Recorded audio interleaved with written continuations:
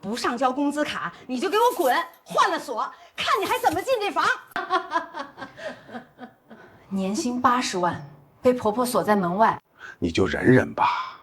老公让我忍，婆婆让我滚。行，房子是我全款买的，既然你换了我的门，那我就换了你这个人。对不起，我错了，原谅我。现在跪下求我，晚了，现在滚出我的房子。结婚刚满2个月，婆婆直接朝我摊手要工资卡，以后你花1分钱都得我点头。我年薪80万，她张口就要吞掉全部，我笑着拒绝。下班回家门锁换了，老公电话里轻飘飘，他是长辈，你忍忍。我没哭没闹，订了酒店，找了律师，存了证据。3天后，法院传票送到老公手上，婆婆堵在门口撒泼，就换个锁而已。我看着她笑了，巧了，我也换个老公而已。结婚刚满2个月，婆婆李秀莲把茶杯往茶几上重重一摔，滚烫的茶水溅到我手背上，她眼皮都没抬一下。苏晴，她语气平淡，却带着不容反抗的命令。我刚下夜班，累得睁不开眼。妈，您说。她终于把目光移到我脸上，满是挑剔与审视。你嫁进陈家2个月了，该懂点规矩了。什么规矩？我心里一沉，知道没好事。她朝我伸出手，掌心朝上，干枯的手指带着十足的压迫感。工资卡交出来！我当场愣住，她像没看见我的错愕，理直气壮地说：以后你花1分钱都得我点头。年轻人花钱没分寸，我替你们管着。我脑子嗡的一声炸开。我税后年薪80万，她一张嘴就要把我所有收入攥在手里。看着她一脸天经地义的模样，我只觉得荒谬又可笑。我深吸一口气，脸上还挂着客气的笑。妈，我的钱我自己能管好，我和陈强有自己的规划，这已经是我最委婉的拒绝。李秀莲的脸瞬间沉了下来。你什么意思？你觉得我会贪你的钱？我辛辛苦苦把陈强拉扯大，我图什么？我还不是为了你们好。一连串指责劈头盖脸砸过来，我一句话都没说。我清楚，任何解释在他眼里都是顶撞。我的丈夫陈强此刻正躲在阳台打电话，客厅里的剑拔弩张，他要么是真没听见，要么就是故意装聋作哑。李秀莲见我不吭声，声音陡然拔高8度。苏晴，我告诉你，进了陈家的门就得守陈家的规矩，女人家的赚那么多钱干什么？最后还不都是陈家的？这句话彻底浇灭了我对这个家最后一点温情。我合上电脑，站起身，妈，我还有病历要整理，先回房了。我不想再跟他做无意义的争吵。他在我身后重重冷哼一声，刺耳又冰冷。那天晚上，陈强回到房间，小心翼翼地看着我。晴晴，我妈就那样，你别往心里去。她是长辈，脾气急了点，但心是好的。我看着他，一字一句问：陈强，你觉得你妈的要求合理吗？他眼神瞬间躲闪。哎呀，不就是钱吗？一家人，别为这个伤了和气。他开始和稀泥，我的心一点点往下沉，一直沉到冰窖最深处。第二天，我照常上班，连做3台手术。下班时天已经全黑，我拖着快散架的身体走到家门口，掏出钥匙往锁孔里插，1次、2次、3次，指尖磨得生疼，钥匙怎么都插不进去。锁芯是新的，门锁被人换了。我站在门口，晚风从脚底往上钻，凉透心口。我拿出手机拨通陈强的电话，响了很久才被接起，背景音嘈杂不堪，有推杯换盏的声音，还有女人嬉笑打闹的声音。喂，晴晴，怎么了？我正陪我妈我弟和亲戚吃饭呢。他语气里满是不耐烦。我进不了家门，门锁被换了。我平静地陈述事实，电话那头沉默几秒，然后是陈强轻描淡写的声音：哦，我妈换的，上午找人换的，说之前的锁不安全，你等一下，我吃完饭就给你送钥匙。我没说话。晴晴，你在听吗？他换锁，为什么不提前告诉我？哎呀，多大点事儿，他是长辈，做事考虑不周全，你就忍忍吧，忍忍。我重复这2个字，嘴里泛起一阵苦涩。对啊，你先在附近找地方坐会儿，我们很快就吃完了。他说的轻松又理所当然，仿佛我被关在自己家门外，只是一件微不足道的小事，仿佛我的尊严可以被他们随意踩在脚下。知道了。我挂断电话，没有争吵，没有歇斯底里。我站在那扇紧闭的心门前，心里前所未有的冷静。我转身拖着疲惫的身体离开这个我只住了2个月却早已陌生的家。当晚，我住进闺蜜刘梅家。刘梅是我从小一起长大的发小，性格火爆，最见不得我受委屈。听完我的遭遇，她当场炸了。什么玩意儿？这家人是疯了吗？那是你自己全款买的房子，他们居然敢换锁！陈强那个窝囊废，他是死了吗？我坐在他家沙发上，喝着他递来的热水，浑身的寒意才散了一点。我没哭没闹，拿出手机打开浏览器，输入1行字：本是最好的离婚律师。我给了陈强3天时间，这3天里，他只给我打过2个电话。第一个是那晚饭局结束后，问我在哪，要给我送钥匙。我说不用，我已经住下了。他愣了一下，随即说：你别耍小脾气了，快回来吧，妈都生气了。我直接挂了电话。第二个是第2天下午，他发来一条微信语音：苏晴，你到底想怎么样？为了一把锁，至于吗？你这样我很没面子。我没有回复。之后他再也没找过我，没问我住在哪。没关心我一个人在外面安不安全，或许在他眼里，我只是在闹脾气，等气消了，自然会摇着尾巴回家。第3天下午，我的律师张文告诉我，一纸离婚诉状已经以最快速度送到了陈强的工作单位。当晚，我的手机被打爆，我一个都没接。晚上10点，刘梅家的门铃被按得震天响，我打开可是门铃，门外站着陈家所有人，陈强、他妈李秀莲、他爸，还有游手好闲的小叔子陈晓峰。李秀莲的脸青得像铁，一副要吃人的样子，脸青得像铁，一副要吃人的样子。我没开门，直接拨通小区物业电话。你好，有人在我家门口骚扰闹事，请派安保人员过来处理。门外，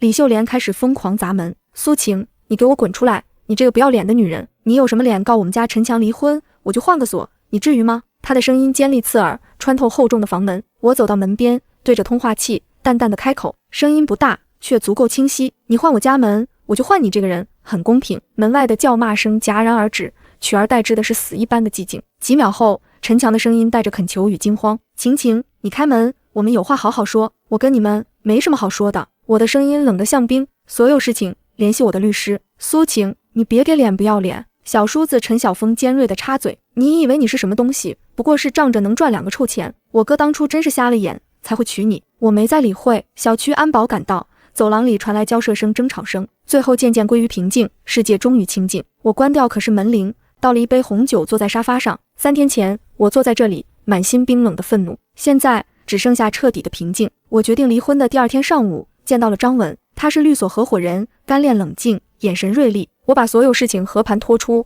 从婚前李秀莲的各种刁难，到婚后刚2个月就逼我交工资卡，再到换锁把我关在门外。我拿出收入证明、银行流水，还有和陈强的通话录音，那段他是长辈你就忍忍吧的录音，我放给他听。张文听完，推了推眼镜：苏小姐，你的诉求是什么？离婚。我回答的没有一丝犹豫。财产方面呢？我的婚前财产1分不能少。湖边公寓是我婚前全款买的，商铺、车全都是。婚后共同收入依法分割，我只有一个要求，快！我不想在这段腐烂的关系里多浪费1秒钟。张文点点头，眼神里带着欣赏。我执业10年，处理过上百起离婚案，你是最冷静、目标最明确的一个。这个案子不复杂，事实清晰，证据完整，唯一麻烦的是对方可能会拖延，或者用舆论亲情向你施压。我想起刘梅家门口那家人的嘴脸，我不在乎，我不在乎。张文笑了笑，很好，诉状今天下午就能递交，陈先生单位的地址你确认一下。我把陈强公司地址发给他，接下来他们一定会想办法联系你。我建议你开庭前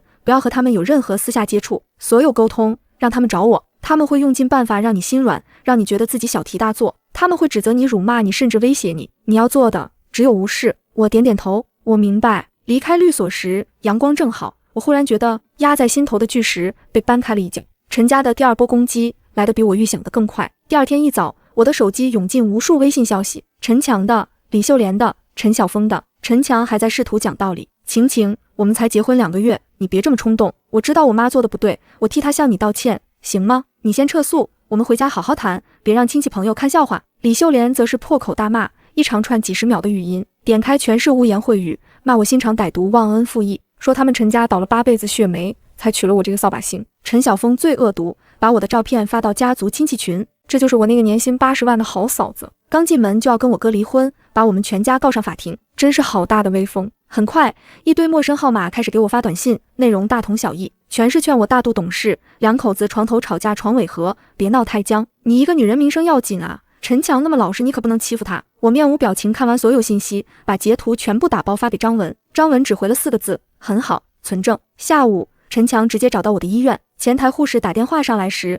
我正在查房。苏主任，楼下有位自称您先生的陈先生，说要见您，告诉他我没空。他说如果您不见他，他就在大厅里等，让保安请他出去，如果他纠缠就报警。病房里所有护士和规培生都看着我，我深吸一口气，恢复平静。抱歉，一点私事，我们继续。查完房回到办公室，助理小李敲门进来，那位陈先生被保安请出去了，但他在医院楼下不肯走，还和保安起了争执，现在楼下围了很多人看热闹。我走到窗边，拉开百叶窗，医院楼下广场上，陈强被2个保安拦着，情绪激动，指着医院大门嚷嚷，周围人指指点点，像无数根无形的针，刺向他，也刺向我。他想用这种方式逼我妥协，用我的脸面、我的职业声誉要挟我。我拿出手机拨通张文电话：张律师，我丈夫来我医院闹事了。张文的声音依旧冷静：录像，让你助理或信得过的人从不同角度把全过程录下来，记住不要发生任何肢体冲突，让他闹，他闹得越凶，对我们越有利。这是对方沉不住气的表现，是好事。我挂了电话，叫来小李，小李下去帮我录个视频，离远一点，别让他发现，把全过程拍下来。小李点头，立刻出去。我站在窗边，冷冷看着楼下那场闹剧。陈强，你以为这样就能让我妥协吗？你太不了解我了，你触碰的是我最后的底线。这场战争，从你默许你妈换掉门锁的那一刻起，就已经没有回头路。陈强在楼下闹了将近1小时，直到警察赶到，以扰乱公共秩序为由将他带走。他被带上警车时，还在冲着医院大楼大喊我的名字，样子狼狈又可笑。小李把录好的视频发给我，角度很好，声音清晰。陈强那些颠倒黑白的话，一字不落被录下。我老婆被医院领导带坏了，他要跟我离婚，你们医院还我老婆。他1年80万工资，凭什么便宜外人？她是我明媒正娶的老婆，我想见她一面，你们凭什么拦着？我把视频转给张文，张文回了个 OK 手势，对方已经构成诽谤，我们可以追加诉讼。不用，我只想尽快离婚。我的目的不是让他身败名裂，我只是想快点切断这段错误的关系。当晚我接到公公的电话，风波以来这位一直沉默的男人第一次联系我，他声音听起来很疲惫。苏晴，我是陈强的爸爸。叔叔你好，我保持基本礼貌，我们能见一面吗？就我跟你，有些事我们应该当面谈谈。我沉默几秒，可以，时间地点您定，明天下午3点，你医院附近的茶馆，可以吗？好，挂了电话我告诉张文，张文提醒我带上录音笔，不要做任何承诺，听他说就可以。我明白。第二天下午我提前5分钟到茶馆，公公已经坐在那里，比上次见苍老很多，两鬓多了不少白发，看到我他勉强扯出一个笑。苏晴，你来了。我点点头，在他对面坐下。叔叔，您找我有什么事？他叹了口气，为的什么事你心里清楚。陈强和他妈做的事是他们不对，我替他们向你道歉。说着他站起来想对我鞠躬，我侧身避开。叔叔，您是长辈，不用这样。他重新坐下，眼神复杂地看着我。苏晴，我知道你是好孩子，明事理。陈强的孩子从小被他妈惯坏了，没主见，耳根子软，但他心不坏。你们才结婚2个月就闹到法院，传出去对谁都不好。他开始打感情牌。叔叔，您觉得一把锁换一个家是小事吗？我平静地问。他愣住，无言以对。您觉得一个丈夫在妻子被关在门外时说出他是长辈你就忍忍吧，是应该的吗？您觉得他跑到我工作的医院楼下当众污蔑我，毁我名誉，是他心不坏的表现吗？我的问题一句比一句尖锐，公公脸色越来越难看。一家人哪有不磕磕碰碰的，就不能再给陈强一个机会吗？我看着他轻轻摇头。叔叔，破镜难圆，有些信任一旦没了就再也回不来。我今天来见您是出于对您的尊重，但我的决定不会改变。公公浑浊的眼睛里闪过失望与恼怒，他大概没想到我如此油盐不进，语气也冷了下来。苏晴，做人留一线，日后好相见。你非要把事情做绝吗？我们陈家虽然不是大富大贵，但在本地也是有头有脸。你一个外地女孩子在这里打拼不容易，别为了争一口气毁了自己的前程。这是赤裸裸的威胁。我笑了。叔叔，您可能没搞清楚，现在不是我要毁谁的前程，是您儿子在挑战我的底线。我的前程是我一台手术做出来的，不是靠任何人施舍。至于您说的把事情做绝，当初李秀莲女士换掉门锁把我关在门外时，她想过做人留一线吗？当陈强跑到我医院楼下对我诽谤羞辱时，他想过日后好相见吗？你们只要求被伤害的人大度，却从不约束施暴的人。叔叔，这不公平。公公被我对得哑口无言，端起茶杯喝了一口，试图掩饰尴尬。茶馆里很安静，我看着他说出最后一句话。当初李秀莲女士在我闺蜜家门口质问我，我就换个锁，你至于吗？我的回答现在依然有效，你换我家门，我就换你这个人，这是我能想到的最公平的方式。说完，我站起身，从钱包拿出200块放在桌上。这顿茶我请了，以后我们就不要再见了。法庭上见。我转身离开，没有再回头看一眼。和公公见面第2天，我收到法院传票，不是开庭通知，是庭前调解通知书，时间定在下周3。我把通知书拍照发给张文，他很快回电话。意料之中，离婚诉讼第一次起诉，调解是必经流程。对方什么态度？我联系过陈先生代理律师，对方态度是不同意离婚，他们觉得这只是夫妻间小矛盾，是我无理取闹。我冷笑一声，他们会抓住结婚仅2个月这一点，在调解员面前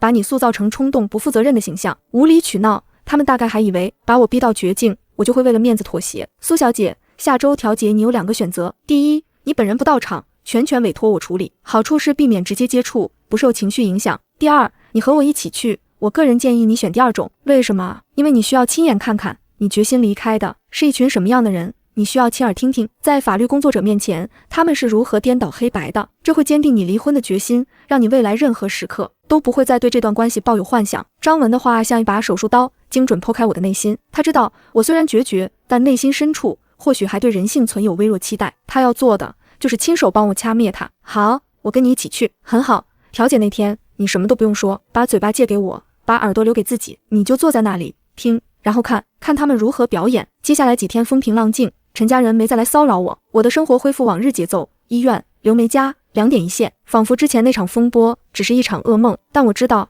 这只是暴风雨前的宁静。他们也在积蓄力量，准备在调解庭给我致命一击。周3下午，我向医院请了半天假，换上干练职业套装，化了淡妆。我开车去律所接张文，他看到我，上下打量一眼，点点头，不错，气色很好，就是要让他们看看，离开他们，你过得更好。我们开车前往法院，一路上，张文给我做心理建设，记住，无论他们说什么，都不要动怒，他们可能会哭，会闹，会道歉，会指责，这些全是表演，演给调解员看。你的任何情绪波动都会被他们解读为你还对这段感情有留恋。我们今天的目标不是说服他们，而是让调解员看清楚，这段婚姻已经没有调解可能，调解失败，我们才能更快进入诉讼程序。我点头表示明白。车停在法院门口停车场，我们下车走向调解中心，远远就看到等在门口的陈家人。陈强瘦了，也憔悴了，眼神躲闪，不敢看我。看到我身边的张文，他们眼神又多了几分忌惮。我们没有打招呼，径直从他们身边走过。小贱人，还真敢来！我脚步未停，跟着张文走进调解室。房间不大，一张长条桌，几把椅子。调解员是位50多岁的女性，我们在桌子一侧坐下。陈家人和他们律师也走进来，在另一侧落座。小小的空间里，气氛瞬间剑拔弩张。调解员看看双方，好了，人都到齐了。今天请大家来，是希望双方冷静下来，好好沟通。毕竟是夫妻，有什么解不开的疙瘩呢？他话音刚落，李秀莲就嗷一声哭了出来。李秀莲的哭声响亮而凄厉，她一边哭一边拍大腿。我这是造了什么孽啊？我们陈家到底哪里对不起你了？我儿子把你当成宝一样供着，捧在手里怕摔了，含在嘴里怕化了。你倒好，刚进门2个月就要闹离婚，还要把我们全家告上法庭，我们的脸都被你丢尽了。他声泪俱下，仿佛受了天大委屈。陈晓峰立刻递上纸巾，在一旁帮腔：妈，您别哭了，为这种女人不值得。嫂子，我知道你瞧不起我们家，你赚得多，有本事，可你也不能这么欺负老实人啊。我妈好心帮你们管钱，是怕你们年轻人花钱大手大脚，这有什么错？天底下哪个当妈不是这样？他们一唱一和，配合默契。陈强低着头一言不发，扮演着被强势妻子欺负的可怜老实人。他们律师清了清嗓子，看向调解员：调解员同志，你也看到了，我的当事人陈先生和他母亲都是非常淳朴善良的人，这件事从头到尾只是一个家庭内部小误会。陈先生母亲出于好意更换门锁，可能方式上有些欠妥。我的当事人陈先生也第一时间向苏女士道了歉，但苏女士却因为这点小事不仅离家出走，还直接起诉离婚。我们认为苏女士行为过于冲动，严重伤害了陈先生及其家人感情，这段婚姻完全没有到破裂程度，我们坚决不同意离婚。一番话说得滴水不漏，把所有责任都推到我身上，把我塑造成无理取闹、小题大做的恶人，而他们则是被伤害的无辜白莲花。调解员听完看向我：苏女士，是这样吗？我没有开口，张文对我微微点头，示意我冷静。他从公文包里拿出一沓文件和一支录音笔。调解员女士，对方律师口才很好，差点连我都信了，但事实和他们描述的恐怕有很大出入。张文声音不疾不徐，带着职业冷静。他首先看向李秀莲：陈强母亲李秀莲女士是吗？你说的好心好意想帮你们管钱，具体指什么？是指婚后第2个月就理直气壮要求我当事人上交年薪80万的工资卡，并且以后花1分钱都要经过你同意吗？张文拿出我的银行流水复印件放在桌上，这是我当事人的收入证明，请您过目。调解员拿起流水单，眼神微微一变，李秀莲脸色瞬间涨成猪肝色。我还不是为了他们好。他还在嘴硬，张文没理他，又看向陈晓峰：陈晓峰先生，你说的欺负老实人是指什么？是指在你亲戚群里公然散播我当事人照片和隐私，并配上侮辱性言论，对我当事人进行人格羞辱吗？张文将陈晓峰在亲戚群的发言截图打印出来，同样放在桌上。陈晓峰的脸一下子……最后，张文目光落在陈强身上：陈强先生，你说的第一时间道了歉，是指什么？是指我当事人被关在门外，打电话向你求助时，你轻描淡写告诉他是长辈，你就忍忍吧吗？张文按下录音笔播放键，陈强熟悉的声音清晰地在调解室响起：他是长辈，做事可能考虑不周全，你就忍忍吧。录音播放完毕，陈强的头埋得更低，几乎要钻到桌子底下。还是指你跑到我当事人工作的医院楼下，当着上百人的面大声造谣，说他被领导带坏了，对他进行公开诽谤吗？张文又拿出手机，点开一段视频，正是小李录下的陈强在医院楼下大闹的场面。视频里，他激动扭曲的嘴脸一览无余，所有证据一份份摆在桌上，像一记记响亮的耳光，狠狠抽在陈家人脸上。调解室里一片死寂，李秀莲和陈晓峰像被掐住脖子的鸭子，再也说不出一句话。他们律师脸色也极为难看，大概没想到我们准备的如此充分。调解员脸色从和蔼变得严肃，他拿起我们的证据一份份看。陈先生，作为丈夫，在妻子遇到困难时，你没有给予任何支持安慰，反而要求她无条件忍让，事后又用如此极端的方式去妻子单位闹事，这非常不妥。还有陈先生的母亲和弟弟，你们的行为已经超出家庭矛盾范畴，对我当事人造成严重名誉与精神伤害。调解员的话向法官判词，李秀莲终于忍不住，猛地站起来，指着我的鼻子破口大骂：你这个心机歹毒的女人，你居然还录音！你早就想好了要跟我们家过不去是不是？你就是图我们家陈强老实，你这贱人！妈！陈强终于抬起头，试图拉住他，你给我闭嘴，没用的东西！李秀莲一把甩开他的手，像泼妇一样就要朝我扑过来。张文立刻站起身挡在我面前，调解员也立刻喝止，请你冷静一点，这里是法院。李秀莲在调解室里撒泼打滚，丑态百出，她那张因愤怒扭曲的脸彻底撕碎了之前伪装的所有慈爱与无辜。我冷冷看着这一幕，心里前所未有的平静。张文说的对，我需要亲眼看看我决心离开的究竟是怎样一群人。现在我看到了，也彻底死心了。调解以失败告终。走出调解室，李秀莲还在身后不依不饶咒骂，刚追上来拉住我的胳膊，我甩开他的手，看着他，陈强，你看到了吗？这就是你的家人，这就是你让我忍忍的家人，我忍不了，我们法庭上见。说完，我转身就走，经过李秀莲身边时，她死死瞪着我，想离婚可以，房子是婚后财产，必须分我儿子一半，你休想一个人霸占。我没理他，因为我知道那套房子是我最坚实的底牌。李秀莲的叫嚣我并没放在心上，房子是我婚前全款房产，产权清晰，有明确法律保护，他想分一半纯属痴人说梦。我以为调解失败后他们会消停一段时间等待开庭，但我还是低估了他们的无耻程度。3天后，我接到小区物业经理电话，苏小姐吗？我是物业的小王。你好，王经理，那个您家里是来亲戚了吗？他语气有些迟疑，我心里咯噔一下，没有，我最近都没住在那里。怎么了？是这样，今天早上有几个人拖着行李箱，说是您的家人，要进去住，我们保安看他们没有门禁卡就拦住了，结果他们直接找了开锁公司，把您家的门锁给撬了。我握着手机的手瞬间收紧，他们竟然撬锁，强行入住我的房子，这已经不是无耻，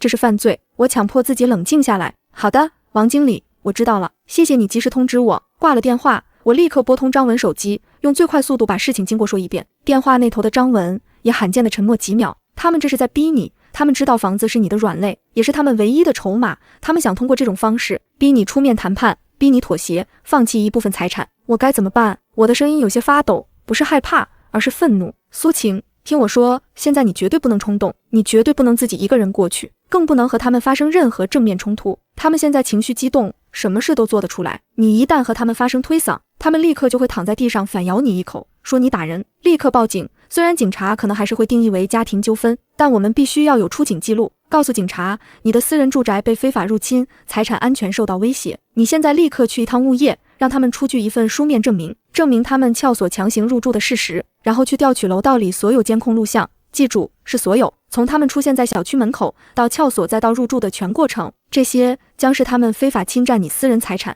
最直接最有力的证据。他们以为这是家庭纠纷，占了房子就是他们的了，他们错了，他们这是在亲手把刀柄递到我们手上。张文的话让我彻底冷静下来，对，愤怒解决不了问题，只有证据才能让他们付出代价。我按照张文的指示一步步行动，先是拨打110，清晰陈述我的婚前房产被丈夫及其家人撬锁非法入侵的事实，然后立刻驱车前往小区物业中心。王经理看到我，一脸愧疚无奈，苏小姐，对不起，我们实在是……我打断他，王经理，不怪你们，我现在需要你们的帮助，我需要一份书面证明，证明他们是找开锁公司强行进入的。另外，我需要调取今天早上8点到10点我们单元楼门口和电梯里的所有监控录像。王经理立刻点头，没问题，这个我们一定配合。他们做得太过分了，我们很多业主都看到了。很快，一份盖着物业公章的情况说明和几段高清监控视频都拷贝到我的 U 盘里。回到刘梅家，我把视频从头到尾看。视频里，李秀莲、陈强、陈晓峰3人拖着大大小小的行李箱，像一群蝗虫，浩浩荡荡出现在我们单元门口。被保安拦下后，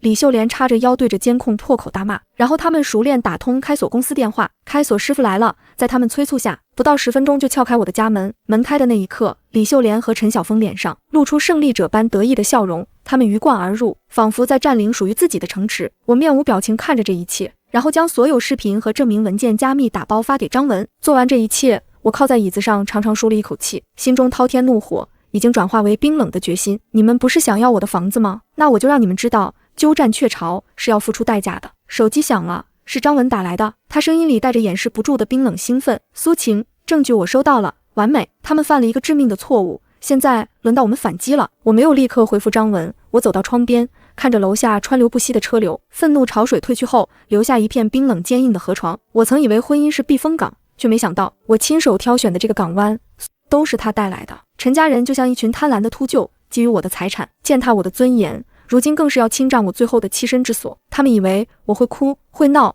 会像无助女人一样跑去对峙，然后在他们撒泼打滚和道德绑架中节节败退，最终被迫签下不平等的城下之盟。他们错了。我拿起手机给张文回拨过去。张律师，你说的对，轮到我们反击了。你的计划是什么？电话那头的张文似乎对我如此快的冷静感到满意。他们犯了一个大忌，在离婚诉讼期间强行侵占另一方婚前财产，这已经不是普通家庭纠纷了，他们的行为已经涉嫌触犯法律，非法侵入他人住宅。非法侵入住宅，我重复一遍这个词。对，你的房子是你个人婚前全款购买，产权清晰，是你法律意义上的私人住宅，他们撬锁强行进入，并且在你明确表示不同意的情况下拒不离开，完全符合该罪名构成要件。这不再是民事纠纷，而是刑事案件。我瞬间明白他的意思，民事纠纷扯皮时间很长，但刑事案件性质就完全不同了。他们以为夫妻这层关系是他们的保护伞，但他们忘了，法律面前人人平等。我现在给你2个反击方案，你来选。第一，我们立刻向法院申请诉前财产保全和行为保全，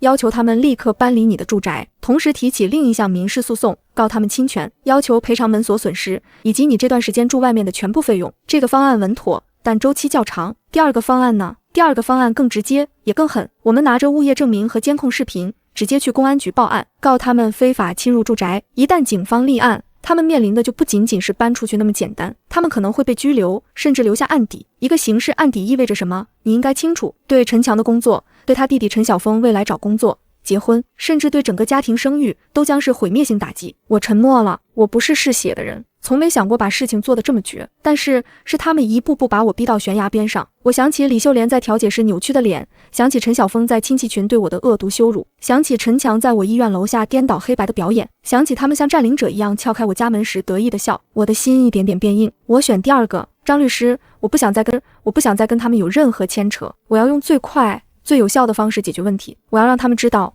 我的底线不是用来挑战的。好，不过在报案之前，我们还要走一个程序。什么程序？给他们发一封律师函，以我的名义正式告知他们，他们的行为已经构成刑事犯罪，限他们24小时内搬离你的住宅，并公开赔偿道歉，否则我们将立刻向公安机关报案，追究他们刑事责任。这是给他们最后的机会，也是把所有法律流程走到位。他们会搬吗？以我对他们的了解，他们不会。他们会认为这是我们在虚张声势，是吓唬他们。正好这份律师函和他们拒不悔改的态度，将成为压垮他们的最后一根稻草。我明白了，张律师，发函吧，让他们亲手关上自己最后的逃生门。律师函以最快速度通过同城快递送到我的房子里，签收人是陈强。那天下午，我正在办公室写病历，陈强的电话毫无意外打进来，我按了免提放在桌上，继续写病历。苏晴，你什么意思？电话一接通就是他气急败坏的质问，你还找律师给我们发函？你是不是疯了？非法侵入住宅，你还想告我们坐牢？那是我的家，我带我妈我弟回家住，天经地义，哪里犯法了？他声音很大，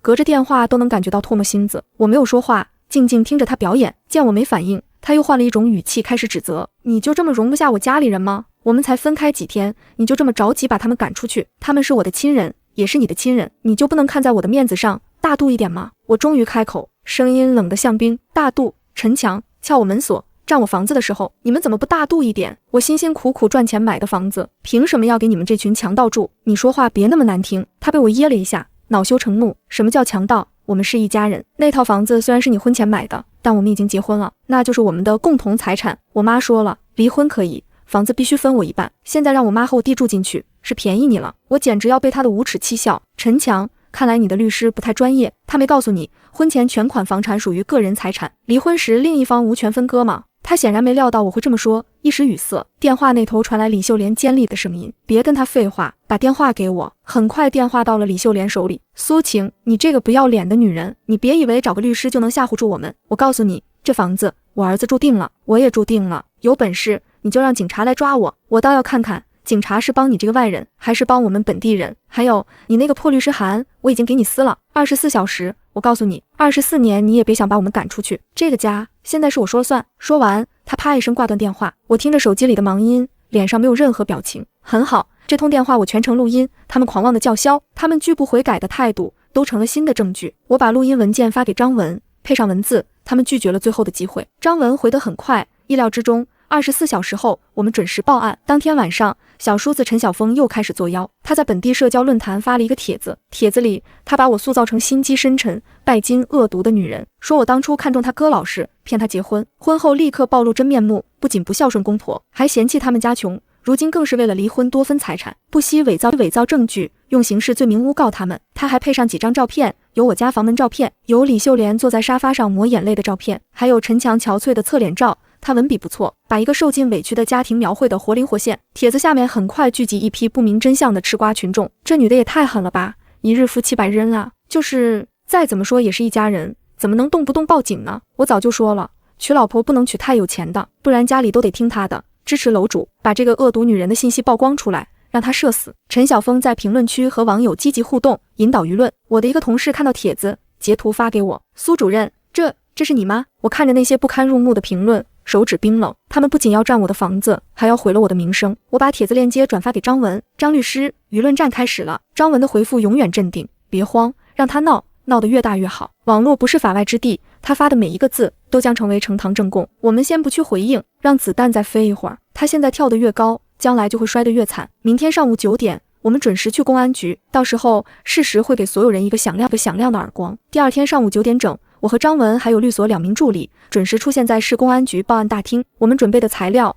足装了2个文件夹，房产证原件及复印件、购房合同、全额付款凭证，我和陈强的结婚证复印件，物业公司出具并盖有公章的关于陈某某等人强行撬锁入住的情况说明，从陈家人出现在小区到撬锁入住的全程高清监控录像 U 盘，我与陈强、李秀莲的通话录音及文字整理稿，陈晓峰在网络论坛发布诽谤帖子的全文截图与链接，及后台发布者 IP 地址证据，还有被他们无视的律师函复印件。接待我们的是一位经验丰富的老刑警，姓刘。他看到我们这阵仗，表情也严肃起来。他接过材料一份份仔细翻看，看到物业证明和监控视频时，听到李秀莲叫嚣有本事让警察来抓我的录音时，脸色沉下。看到陈晓峰点击量过万的帖子时，重重哼了一声，简直是胡闹。他看完所有材料，抬头看着我们，这个案子事实清楚，证据确凿，对方行为已经涉嫌非法侵入他人住宅罪和网络诽谤罪，我们现在就立案侦查。他立刻叫来2名年轻警员，开始走立案程序，做笔录、签字、按手印，整个过程高效而严谨。从公安局出来已经中午，阳光刺眼，我却觉得心里从未有过的敞亮。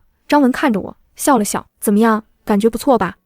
把专业的事交给专业的人，感觉很踏实。接下来我们只需要等着看戏就行了。刘警官他们应该很快就会出警，好戏马上就要开场了。我们猜的没错，下午2点，我正在刘梅家整理病历资料，手机响了，是陌生座机号码。喂，是苏晴女士吗？我们是某某派出所的，我是。关于你报案称私人住宅被非法侵入一事，我们已经到达现场，但是你丈夫陈强以及他家人拒绝配合工作，并且情绪激动，你看方便过来一趟吗？协助我们处理。我瞬间明白，他们在警察面前也开始撒泼。好的，我马上过去。我挂了电话，立刻联系张文。半小时后，我和张文在小区门口会合。我们没有立刻上楼，张文叫住正要进去的物业王经理。王经理，麻烦你一件事，你现在立刻去把我们这栋楼的电闸拉了，就说线路故障，正在紧急抢修，什么时候恢复？等我给你打电话再恢复。王经理愣了一下，拉电闸。张文点点头。王经理虽然不解，但还是立刻去办。做完这一切，张文才带着我从容走进单元楼。电梯已经停了，我们从楼梯一步步走向18楼，还没到家门口，就听到楼道里传来李秀莲的叫骂声：你们凭什么闯进我们家？这是我儿子的家，我们住在这里，天经地义，你们警察也不能不讲道理。家门口围着好几个人，2名制服警察，2名物业保安，还有几个看热闹的邻居。李秀莲正叉着腰堵在门口，对着警察唾沫横飞。陈晓峰拿着手机在一旁录像，嘴里振振有词：大家快来看啊，警察帮着黑心资本家欺负老百姓啦。陈强则在一旁一脸为难的劝：妈，你少说2句。警察显然已经失去耐心，我们再次警告你们，请你们立刻离开这间不属于你们的房子，否则我们将采取强制措施。就在这时，整个楼道的灯啪一声全灭，屋子里也瞬间陷入一片黑暗。啊，怎么停电了？陈晓峰尖叫一声，所有人都愣住。我和张文就在这时不紧不慢从楼梯拐角处走出来。我看着门口那一张张错愕、惊慌、愤怒的脸，嘴角翘起冰冷的弧度。我的家，电闸我说了算，现在游戏规则由我来定。楼道里一片漆黑，只有邻居家门缝透出的些许光亮和警察尖头执法记录仪闪烁的红点。我的突然出现以及那句冰冷的话，让现场陷入诡异的寂静。所有人目光都聚焦在我身上，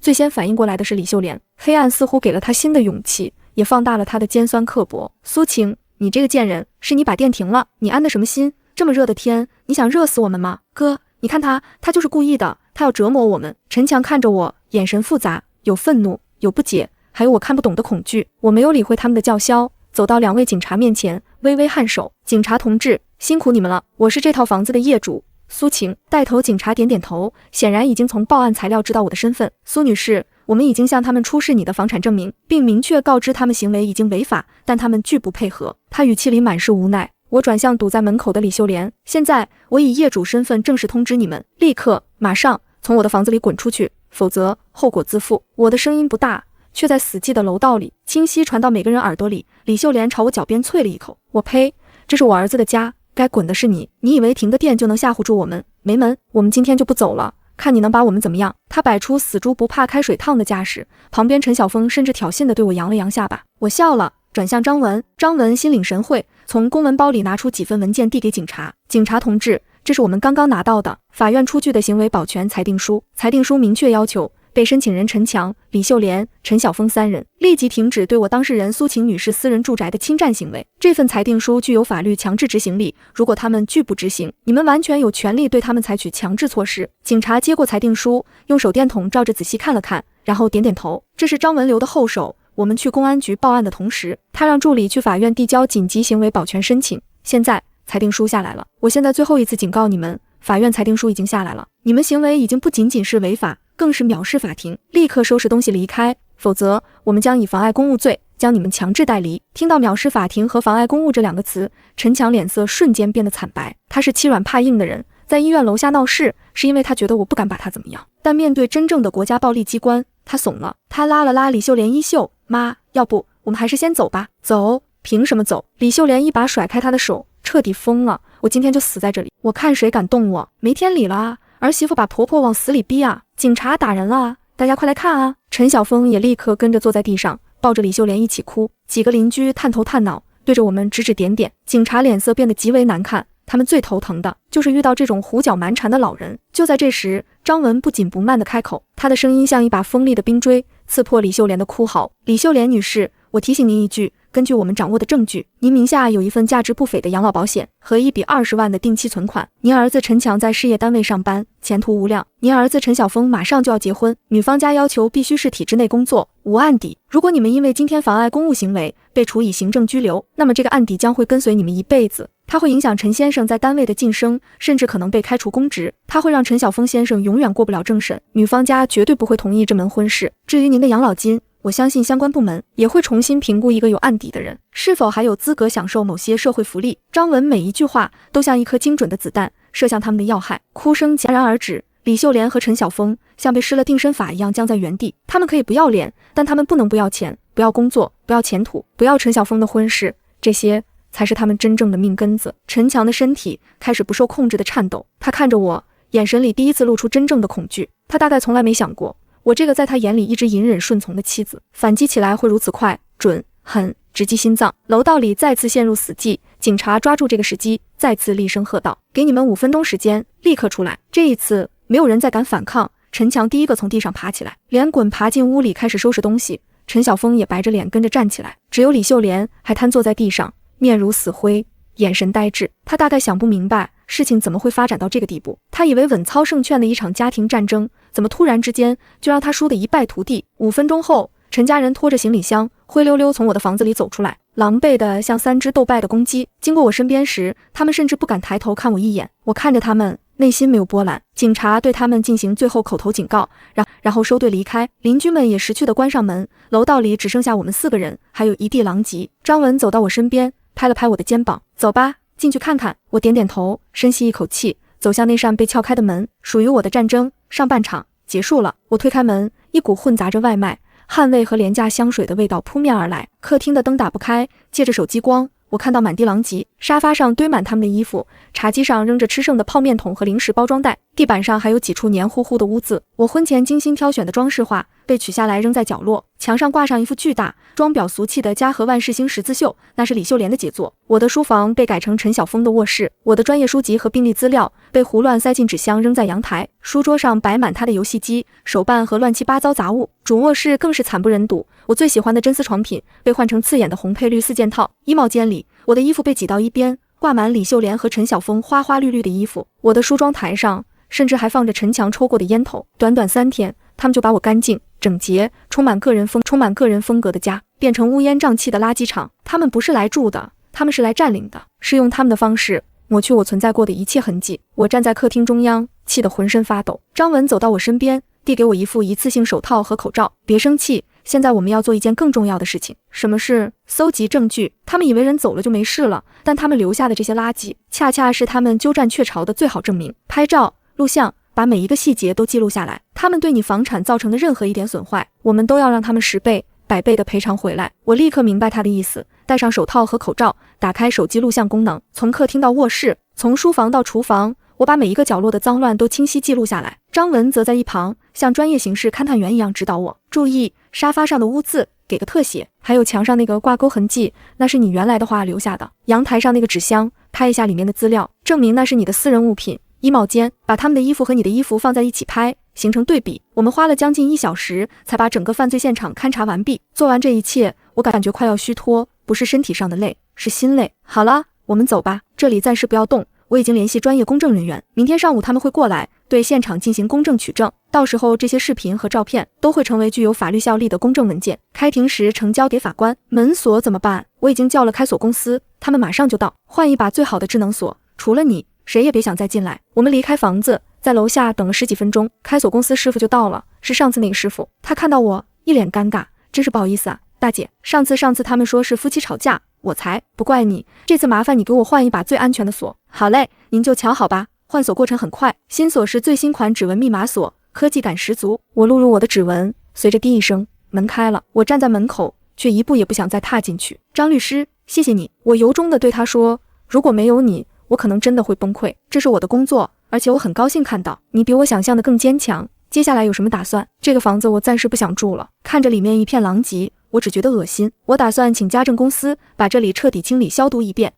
然后空关一段时间也好。离婚官司大概还要1、2个月，这段时间你就安心住在闺蜜家，所有事情交给我来处理。他们蹦跶不了几天了。送走张文，我一个人站在楼道里，看着那扇崭新冰冷的金属门，我忽然觉得我换掉的不仅仅是一把锁，更是那段让我窒息的错误的人生。第二天，公证人员上门对现场进行细致取证，4个保洁阿姨花了整整1天才把房子恢复原样。所有被陈家人用过的东西，床单、被罩、毛巾、牙刷，我让他们全部打包扔进小区垃圾回收站，那些俗气的十字绣和装饰品也一并清理出去。房子空了，也终于干净了。我以为被警察从我家里赶出去之后，陈家人会吸取教训，至少消停一段时间，但我又一次高估了他们的人性。2天后，我接到陈强律师的电话，他希望双方能坐下来进行一次友好的庭前谈判。我把这件事告诉张文，张文在电话那头冷笑一声，谈判？他们又想耍什么花样？他们律师说，陈先生已经深刻认识到自己的错误，希望能当面道歉，并就离婚财产分割问题，双方都能接受的方案，避免对簿公堂，对双方造成更大伤害。话说的冠冕堂皇，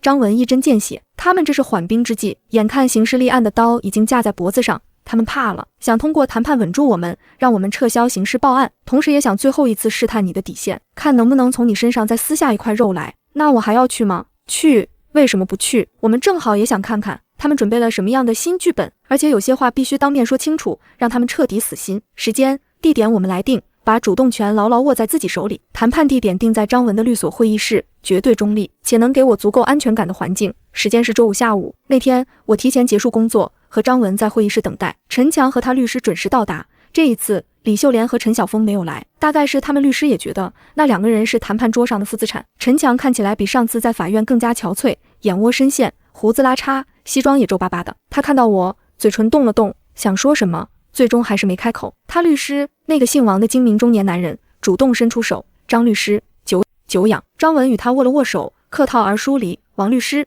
请坐。双方落座，王律师开门见山，张律师，苏女士，今天请2位来，主要是我的当事人陈先生，希望就之前的一些误会，向苏小姐表达最诚挚的歉意。说着，他推了推身边的陈强，陈强站起身，对着我深深的鞠了一躬。晴晴，对不起，之前是我太混蛋了，是我没有处理好我妈和你之间的关系，我不该听我妈的话，不该对你发脾气，更不该去你医院闹事。我真的知道错了，求求你再给我一次机会好不好？他声音哽咽，眼圈也红了。如果是几个月前看到他这个样子，我可能会心软，但现在我只觉得可笑，一场精彩的表演。我面无表情看着他，没有说话。见我不为所动，王律师立刻接过话头，苏女士，陈先生是真的很有诚意，你看夫妻一场不容易，我们都希望这件事能够和平解决。关于财产问题，我们也拿出了我们的方案。说着，他从公文包里拿出一份文件，推到我面前，离婚协议书。我拿起来翻开，看到里面的条款，我差点气笑。协议里说，方自愿离婚，婚前房产归我所有，但我需要自愿补偿陈强80万青春损失费，婚后共同存款20万，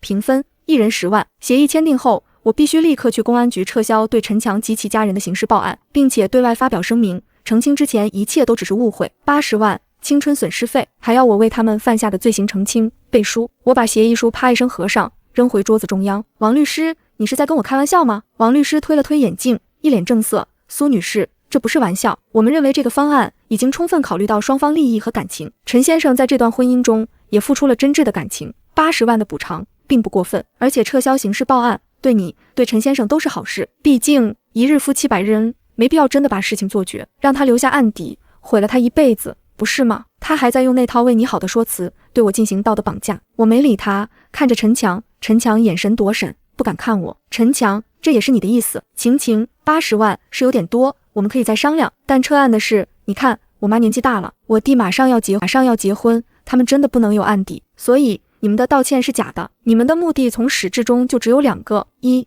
让我撤案；二，从我这里再敲一笔钱。我的声音不大，却让整个会议室空气都凝固了。陈强张了张嘴，说不出话，他的沉默就是最好的回答。张律师，送客吧，我们的谈判结束了。等等，晴晴，你别走。陈强急了，猛地站起身，试图拦住我。他彻底撕下伪装，露出最真实也最丑陋的嘴脸。80万太多，我们可以不要。50万，不，30万也行，只要你肯撤案，什么都好商量。我停下脚步，回头看他，那眼神一定冷得像西伯利亚寒风，因为我看到他下意识打了哆嗦。我一字一句开口，陈强，你好像还没搞清楚现在的状况。现在不是我求着你离婚，也不是你在施舍我什么，是你和你的家人即将成为刑事案件的被告人。你们要求的不是30万，也不是80万，而是一个能让你们免受牢狱之灾，免于身败名裂的机会。这个机会无价，而你们却想用它来跟我讨价还价。我转向他律师，王律师，作为一名专业，你应该比你的当事人更清楚，非法侵入住宅罪一旦罪名成立，最高可判处3年以下有期徒刑或者拘役。网络诽谤罪情节严重的，同样可以判处3年以下有期徒刑。我的当事人陈强先生在事业单位上班，他弟弟陈晓峰先生马上要结婚，需要过政审。我很好奇，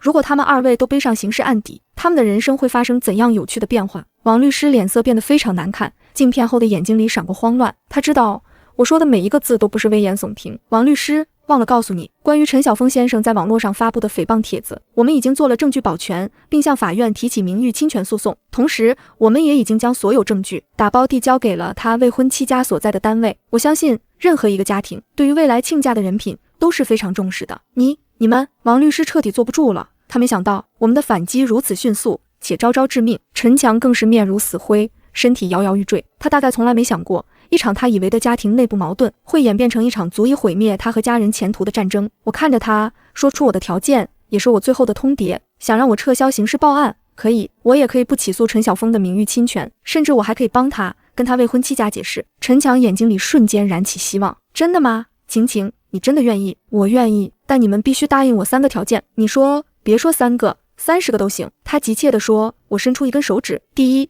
立刻在离婚协议书上签字，财产分割按照法律规定来。我的婚前房产、商铺、存款，你们1分钱也别想动。婚后共同存款20万，1人1半，我1分钱都不会多要。没问题，没问题。现在对他来说，钱已经不是最重要的，保住工作和弟弟的婚事才是头等大事。我伸出第2根手指。第二，李秀莲女士必须为她之前的所作所为向我进行书面道歉，道歉信内容必须由我的律师审核通过，并且她要保证从今往后永远不再以任何方式出现在我的生活里，骚扰我。这个，我妈她脾气倔。陈强有些犹豫。那是你的问题。我冷冷打断他，是你去说服他，还是跪下来求他？我不管，我要看到结果，否则我们法庭上见，公安局见，他未婚妻家见。我的强势让他不敢再有任何的异议。好，我去说。我伸出第3根手指，目光如利箭一般射向他。第3，你们一家人对我造成的精神损失、名誉损失，以及这段时间我住外面、请家政、换门锁等等所有物质损失，必须进行赔偿。赔偿金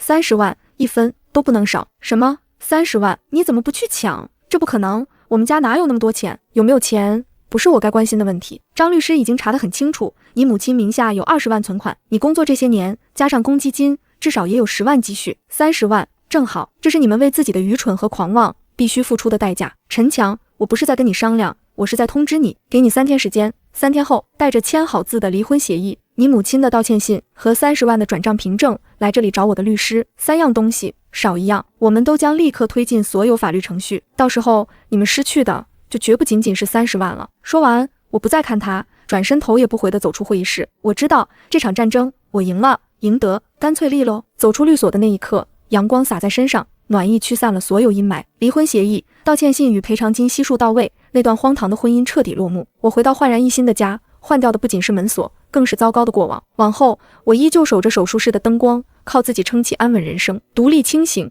自在从容，再也不会为不值得的人浪费半分光阴。